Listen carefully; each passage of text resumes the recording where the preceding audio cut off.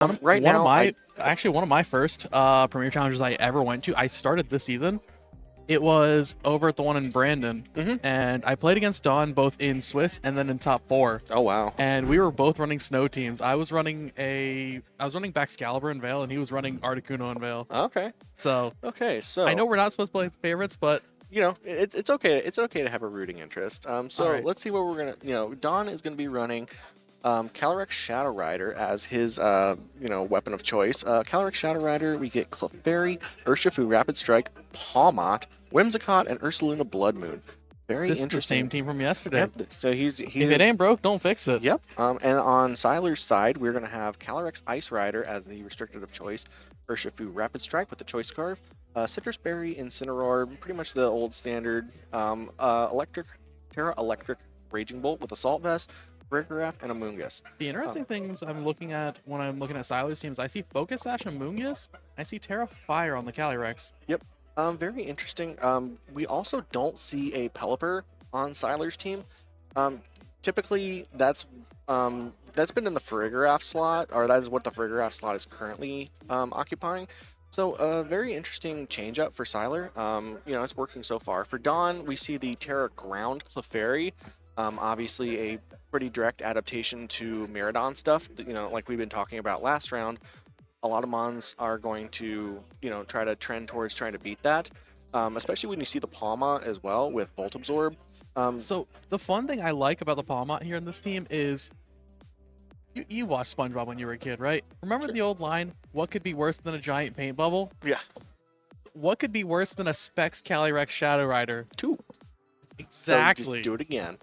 I love the idea that Don has around the team, because Calyrex is one of those Pokemon where it's like, yeah, you want to play with an Assault, or not an Assault Vest, the other Focus one. Sash. The Focus Sash, yes. Yep. I got the items mixed up. Yeah. The reason why I'm saying that is there's a clip from yesterday's finals. It was Don versus Elijah. Specs helping hand Terra Ghost, Astral Barrage one-shot Aviente. Yeah, that is a thing that can happen. And that's something that can similarly happen to the Calyrex Ice Rider in theory. Obviously, Calyrex Ice Rider, very bulky in its own regard. Looking at this matchup, I think it's going to be a very interesting case of who's going to get the advantage and run with it. Yep. So one of the big things is that, especially with Calyrex Shadow Rider, you kind of just look at what kind of Astral Barrage resists are there. And on Siler's team, you basically just kind of have the Ensign innately resists by being a dark type. Then you have the Farigiraf as a normal type. Most teams are going to have at least one normal type, sometimes 2. You could argue the AV Raging Bolt at least is like a stopgap there, just in the event of it. Yep, the AV Raging Bull is going to be able to take hits reasonably well. One big deviation is that we're back to Terra Water Amoonguss for Siler's team. A lot of, for example, Juan Manuel Odriozola won a large Victory Road Tour with Terra Dark Amoonguss on a rain team. Basically just to be able to try to get around Calyrex Shadow Rider. However, Siler has gone back to Terra Water, generally a little more applicable against most matchups that aren't Calyrex Shadow Rider, and yet here we are. So this is going to be an interesting matchup. I think Don has a reasonably straightforward line of execution of just try to put out a bunch of damage with Calyrex. Oh yeah. But he can also use I wouldn't stuff be like surprised if Ursaluna it's just Bloodmoon. Clefairy Cali. Yeah, but he can also use stuff like Ursaluna Bloodmoon to try to push out a bunch of damage too. But we are going to go ahead and see game 1, just starting right off the bat, Clefairy and Calyrex. That's going to threaten a lot of damage. One of the things is that the Farigiraf lead means that Astral Barrage is not nearly as safe. However, it is possible that Don is just going to try to plow through everything else but the Farigiraf, since the Urshifu can't protect. I mean, and he doesn't really have any great switch-ins to an Astral Barrage, aside from the Ensign and sort of the Raging Bolt. So, and if you click a hard enough Astral Barrage anyway, then most things are going to take a lot of damage anyway. It's the same thing that we saw with Miraidon. It's just like Calyrex, a lot more. The general idea of Calyrex Shadow going into Reg G was that it was arguably the best mon in the format. Yeah. And I think Miraidon was able to show that people weren't preparing for it as much. Calyrex is a Pokemon that everyone's prepared for, so in some ways you have to find some way to iterate on it. And I think going the Miraidon route where it's just press the really big button. Yeah, just click really hard. Click as much damage as you possibly can, and that's kind of what we're going to see here. We're going to see a terrestrialization of Ghost from the Calyrex Shadow Rider. Urshifu should be moving next. It's going to U-turn out. That makes sense. Just try to get a little bit of damage down and mostly get the Urshifu out of there because the Urshifu cannot take whatever is going to happen. So this is going to have to be an Astral Barrage switch, you would assume. Even if it's Incin. It's a Moongus. It's a Moongus. This is a Moongus. A Moongus, if it's trained properly, or if it's trained to take this, it can survive this. I actually like this idea because if you live this, then Trick Room goes up. You can actually threaten sleep on the Calyrex. Yeah, that is possible. Oh, we're gonna see the Amoongus just barely survive. You have to assume that's it's also sashed. That's it's Sash Amoongus? I tried to point that out, but I think the graphic went a little bit too fast when we were talking about it. Huh. Interesting. It's all good. So it was either calculated one way or the other. Either you had the sash or it just naturally lives that. But then what do you do after? Like, you'll put the Clefairy to sleep, sure, but then like, I guess once if an Incin's in the back. Well, one of the big things is that the Calyrex can't protect. It also depends on speed tiers because if the Amoongus is sash, it could theoretically be faster. It's unclear at this point. Because the players don't have access to stats, stats other than their own. So it looks like the Amoongus is going to move next and put the Clefairy to sleep. Kind of expected. So Calyrex is going to get a knockout for its troubles, and we're going to see a Psychic go down into the Clefairy, just trying to chip it down, because you don't want it to wake up at some point, and then, it's going to take a couple hits one way or the other. So we're going to see an Astral Barrage come out. That's going to take another power point off of it. It's going to get a knockout. So the Farigiraf is obviously going to be immune to that. So we're going to see a Grimnay boost come up. And if you're in Dawn's position right now, I actually think... I saw Calyrex coming in. This is not a bad position for Sylar to be in. Obviously had to weather the storm a little bit early on. Friend Guard on the Clefairy is also big game, just trying to, be able to survive. Oh yeah, it's actually the impending hit because this Calyrex can't protect to stall any turn. So basically, you're either switching out or clicking Astral Barrage. I think if you're in Dawn's position, I think you actually swap now because that Fire Trap has Helping Hand, and they can do the same thing to you that you were doing to them. Possibly, yeah. It also depends on how the Calyrex is built, or that Calyrex Shadow Rider is built, because the Calyrex Shadow Rider could have a little bit of bulk to add on to, because like with Friend Guard, you get a lot of extra bonuses out of, Friend Guard and adding extra bulk. So we're going to see a Terrestrialization come out. That basically just tells me that Sylar's not exactly sure he's going to get a knockout this turn, but he wants to make sure that he survives. So we're going to see a Psychic come out, and then we're going to see a Glacial Lance with Friend Guard and no extra boost. This is going to be close, and the Calyrex is going to survive very comfortably, actually. So we're going to see Astral Barrage come back out. That's what the Terrestrialization was to cover for. So we're going to see this Calyrex Ice Rider is going to take a lot of damage back, and it just gets knocked out. Unbelievable. Holy moly, Specs, Terra Ghost, +1 Astral Barrage just knocks out a Calyrex Ice Rider. Probably the individual most bulky Pokemon in the format. That's similar damage modifiers at that point to Miraidon. Basically, yeah. So now we're going to see Urshifu in Trick Room. Urshifu is going to be faster. The Farigiraf still threatens a KO here, potentially. Unless you want to do some creative switches or something like that. But the Urshifu is faster. The Urshifu is faster, so it's going to go last in Trick Room because of its high innate base speed here, combined with the Choice Scar.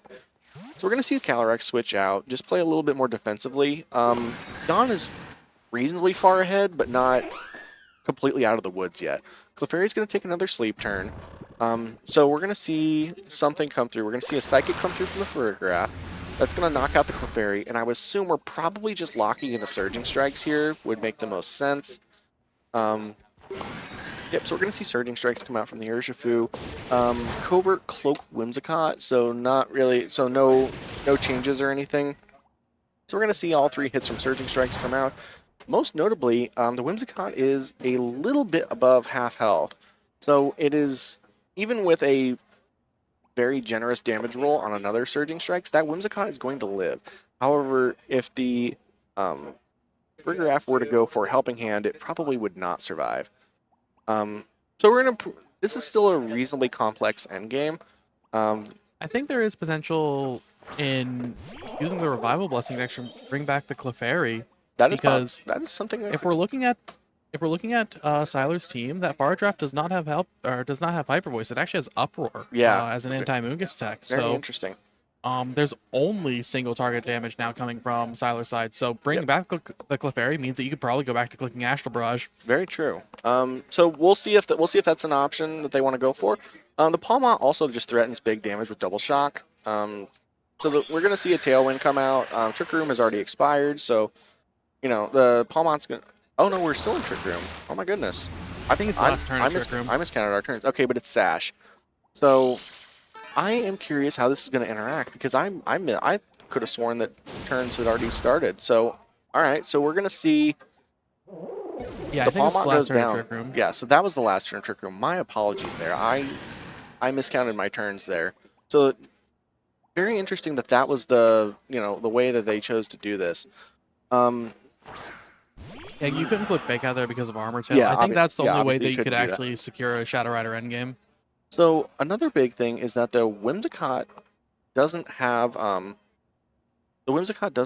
any helping hand or anything, so we can't. So the Calyrex can't lock into Astral Barrage because otherwise the Calyrex can't knock out the Farigiraf. I actually like the Dawn as a coverage move has Pollen Puff. Pollen this Puff is a situation exactly where it works out, and it's in Dawn's favor. Yep, just having something to cover Psychic type, like having something to specifically cover Farigiraf is big.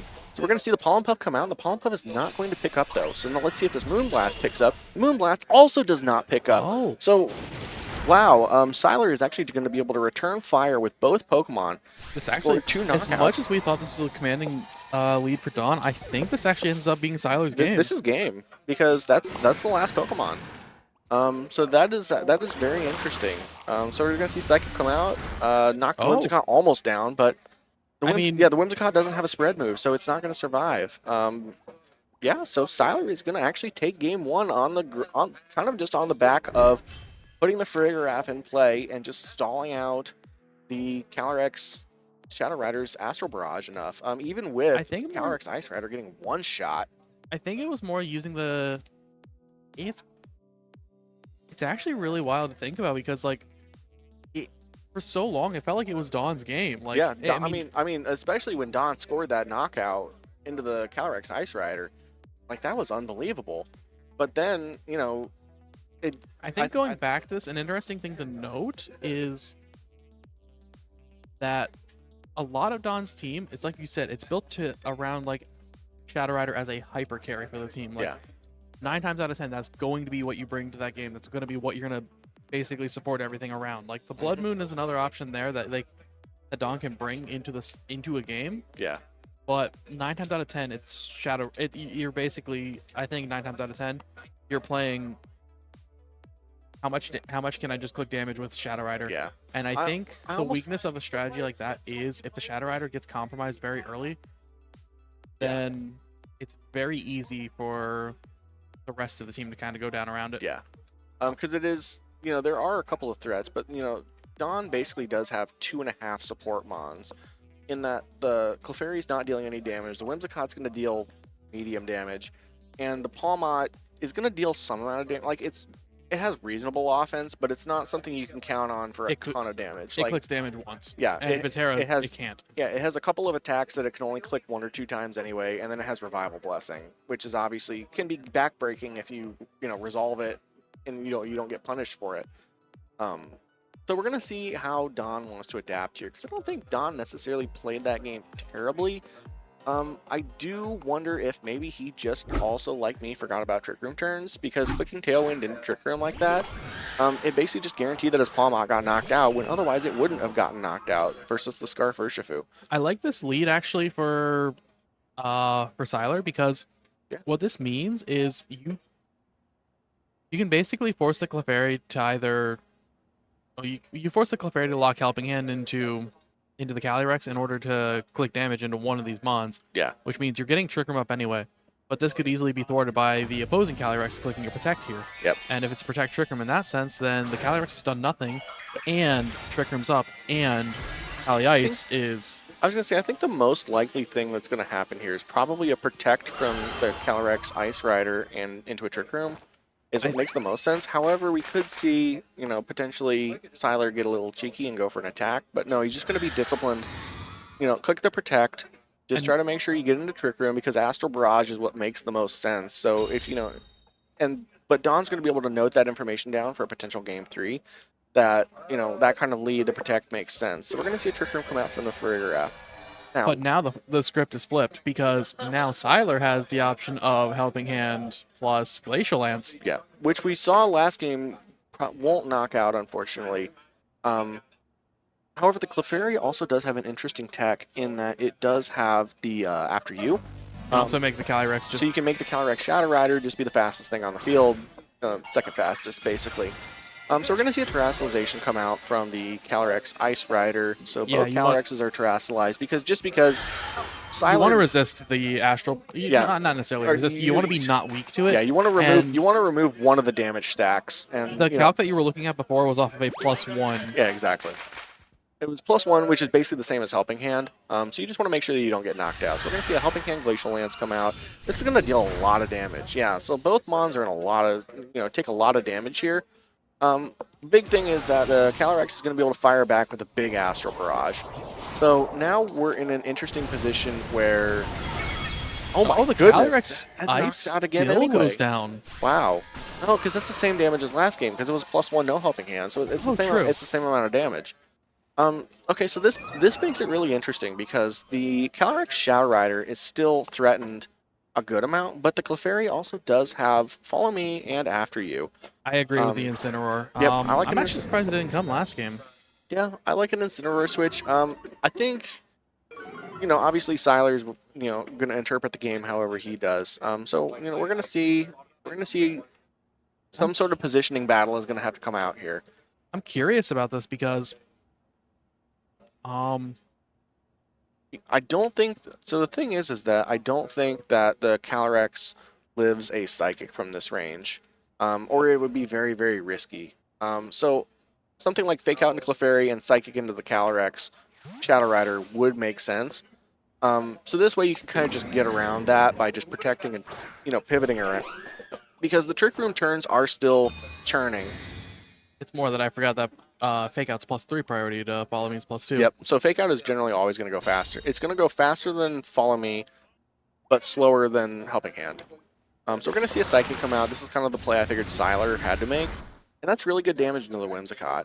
So the Whimsicott, obviously it's not threatening a knockout just yet, but the Incin also does get to attack itself. So, Sylar has basically 2 turns of Trick Room to try to get this game over with, or get himself to a point where he can get back into Trick Room or close the game out outside of it. We have not seen Sylar's last Mons, and we have not seen Dawn's last Pokemon either. So there's still a lot of stuff to be done here. It really just depends on how each player... So we're going to see a Double Protect come out from Dawn. He's just trying to stall the game out a little bit. We're going to see a Psychic go down, and this will probably just be a double KO then. Assuming the Incineroar goes for Flare Blitz. It is possible that it went for Parting Shot, but I'm assuming, Flare Blitz just makes too much sense here. So now with 1 turn of Trick Room left, the problem is that the Calyrex is now stranded with no Protect. And the Palmot can't Fake Out. Yeah, and the Palmot can't Fake Out to protect it. So the Incineroar takes a little bit of chip back. So Sylar is actually in very, very good position here. If the Clefairy had gotten the Double Protect, it obviously would have been a different story. But it didn't, so here we are. Yeah, as is. Unless, the Palmot does have Sash, so you do have to work around that as well. So yeah, we're just gonna have to see. But all right. So Dawn does have the Revival Blessing as an option for himself to potentially just try to get back into this game somehow. I think I like the play that what we're looking at Dawn's going here for. I think he's expecting to lose the Calyrex this turn, but Palmot not get doubled, so he can just bring the Calyrex back. Yeah, because Revival Blessing. So if the Calyrex gets knocked out, Revival Blessing can just revive it again, which would be on the last turn of Trick Room. And then if, however, if Sylar reads that and just knocks out the Palmot instead, then the Calyrex is just locked into Pollen Puff and will just get knocked out sooner or later anyway. So we're going to see a Psychic go into the Palmot. That's going to take it down to Focus Sash. So it really just depends on what is the Incin doing here. That's going to be basically the game deciding target, and it's going to knock out the Nice. Palma. That is a phenomenal read. Because if you knock out the Calyrex, then nothing really happens this turn. It just stalls out a turn of Trick Room. Now we're going to see the Pollen Puff go down. As long as this doesn't critical hit, yep, the Farigiraf survives. So now Trick Room ends, and it doesn't matter anyway because it's 2v1, and the Calyrex Shadow Rider is going to go down for the count. It's actually crazy because you were talking about how the with Shadow Rider, it's like, hey, yeah, make sure you have your resists. Yeah.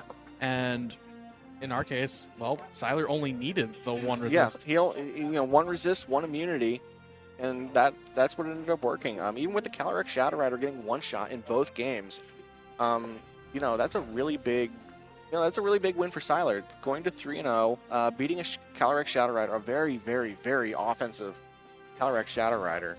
And, that's a big win for him. And with this kind of team building, to me, it looked like it was kind of a little bit light, the Calyrex Shadow Rider, but with the specs locking in the Astral Barrage, Siler basically just figured you can just put the Farigiraf in play and just let it sit there and do stuff. You're going to set Trick Room eventually, and once it gets into Trick Room, it's going to deal enough damage. I'm actually surprised that the Pollen Puff did not pick up on that. Here I am yet again underestimating Farigiraf's bulk. I mean, it's not it's a non-stab move, even with Calyrex being as strong as it is. Yeah.